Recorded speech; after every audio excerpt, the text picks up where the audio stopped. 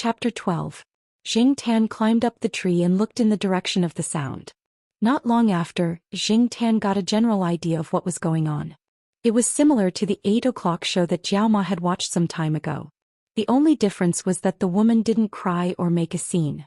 After watching for a while, Xing Tan got impatient. He went down the tree for a walk and let the bored parrot stay in the tree to watch the real 8 o'clock show. At least it wouldn't disturb Xing Tan. Xing Tan hoped that the 8 o'clock show would be released for a whole day or continuously. This idea was very immoral, but what was a moral thing? That thing had been kicked in the corner for as long as Xing Tan could remember. Occasionally he would pick it up and look at it. When it wasn't related to his own interests, that thing would stay in the corner and mold. Xing Tan wouldn't even look at it. Under the tree, Fatty was the only one lying there in a peasant's posture. His eyes were closed as if he was about to fall asleep.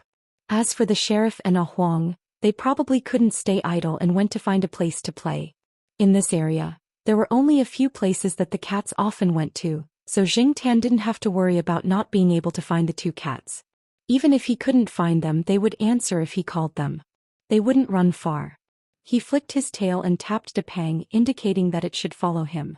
This guy looked like he didn't get enough sleep all day.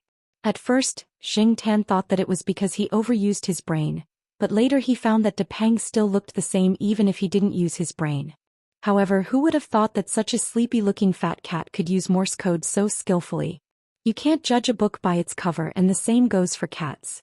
Not far from the family compound, there was a small supermarket called Dongyuan Supermarket. Recently, Dongyuan Supermarket had been renovated. There was some sand piled up at the back door. Today the workers were off, so there weren't many people at the back door of the supermarket. When Xing Tan arrived at the back door of Dongyuan Supermarket, he saw Huang squatting on the pile of sand. Its eyes were solemn and it was seriously going to the toilet. After it was done, it used its claws to dig up the sand and buried it. Then it shook its fur and left as if nothing had happened. Huang did not pee everywhere after the surgery, but its nature was still there. It always liked to poop in some unexpected places. Xing Tan imagined what kind of expression the workers would have if they came over tomorrow and found a pile of cat poop. Or maybe the workers didn't notice it and just brushed the pile of cat poop onto the wall. If Xing Tan was the boss of this supermarket, he would definitely beat Huang to death. There was a big lawn in front of the Dongyuan Supermarket. However, Xing Tan and the others usually didn't go there because there were always a lot of people on the lawn. There were both adults and children there. They would only be looking for trouble if they went there. Children who didn't know any better were the natural enemies of all kinds of pets. You couldn't scratch your tail when it was caught. Children who made mistakes would be beaten by cats. Therefore, when Xing Tan and the others came over, they would play in the small forest between the Dongyuan Supermarket and the big lawn. Huang was scratching trees.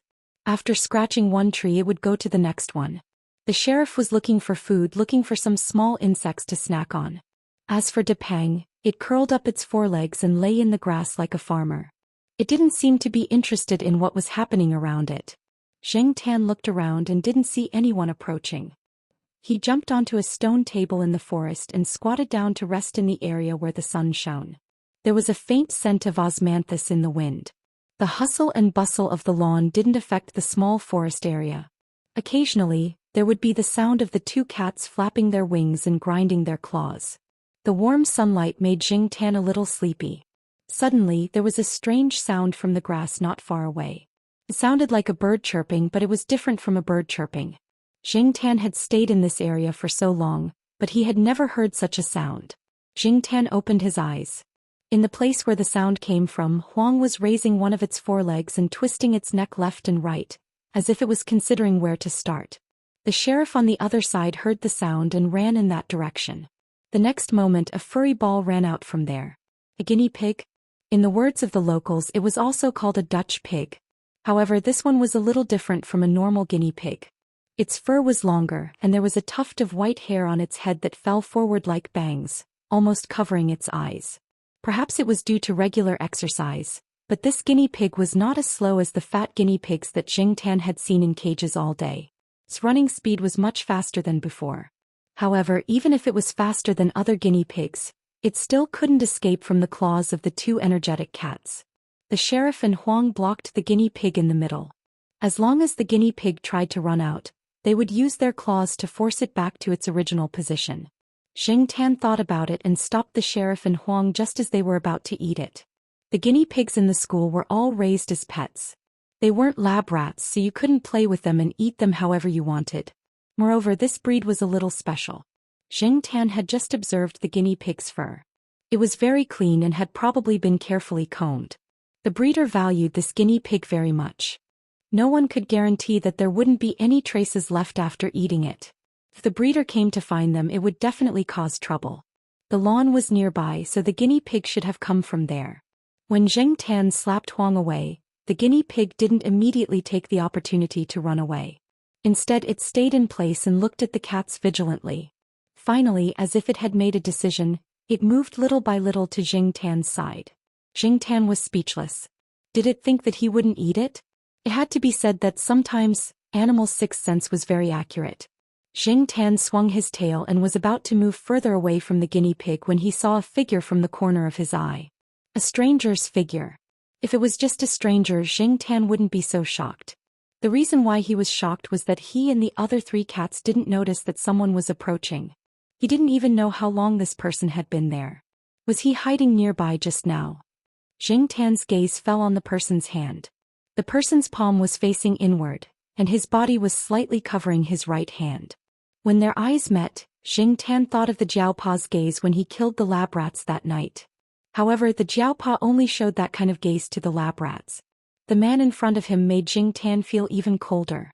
This person had killed more than just lab rats. Huang was only shocked by the sudden appearance of the person. Then he focused his attention on the fur ball that was hiding beside Tan. He raised his paw and tried, but he still didn't give up.